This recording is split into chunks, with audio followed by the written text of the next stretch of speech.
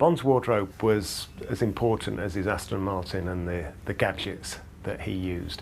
It said so much about the character, particularly the first thing we ever see him in, that evening suit. He's in a casino, there was no strict dress code, he could have worn a lounge suit, but that evening suit said something about him. When a man is dressed in a suit that's so beautifully cut and made, it gives him a great deal of confidence, and that's something that is exuded by James Bond himself.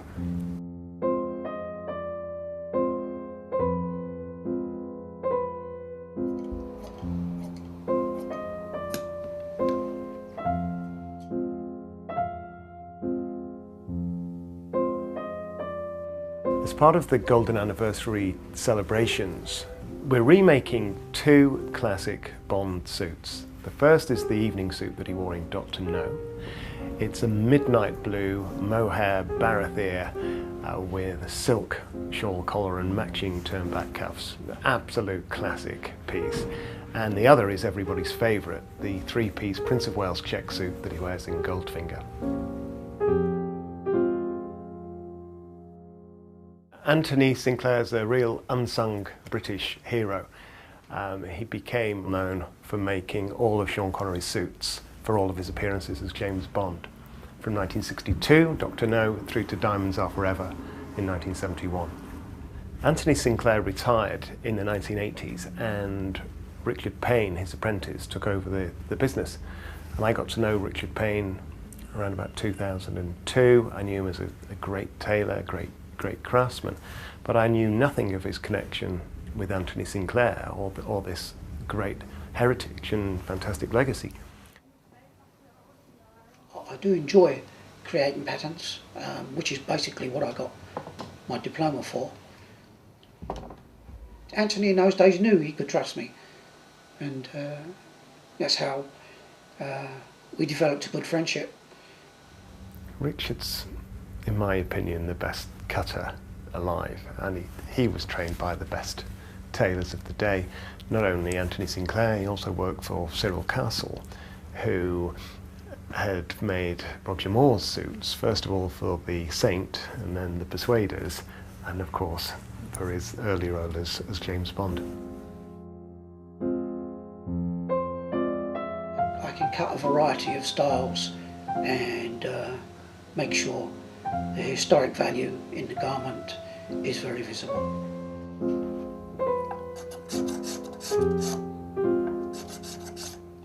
In 2010, 2011, Richard decided to make a comeback, and I thought we've really got to relaunch this business, particularly with the 50th anniversary of the Bond franchise coming up in 2012. So I needed somehow to get my hands on an original piece of Connery's wardrobe from those early films. I did know of the existence of one of the original suits. In 2011, a gentleman called me to say that he had one of Connery's original Bond suits.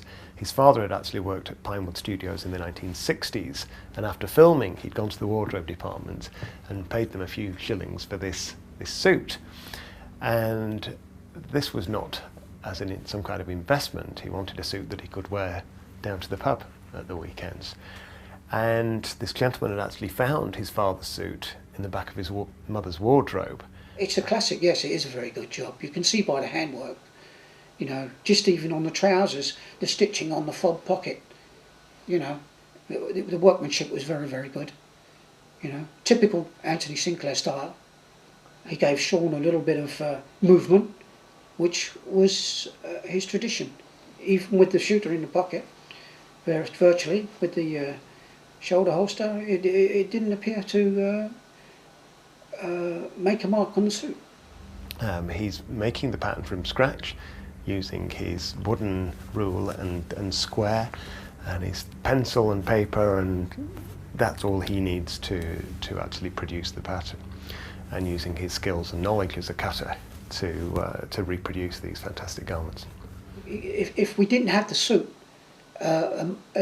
without measures, it wouldn't have been viable.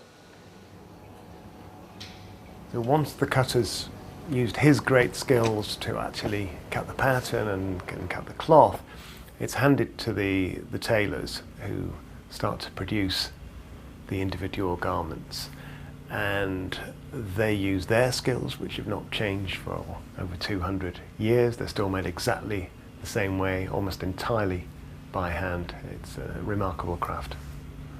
In those days, to find a job when you are starting as a self-employed, which I was a self-employed and I started on my own, and you go around in the shops and introduce yourself. I'm a tailor and I'm looking for work. That's how I get to know Sinclair.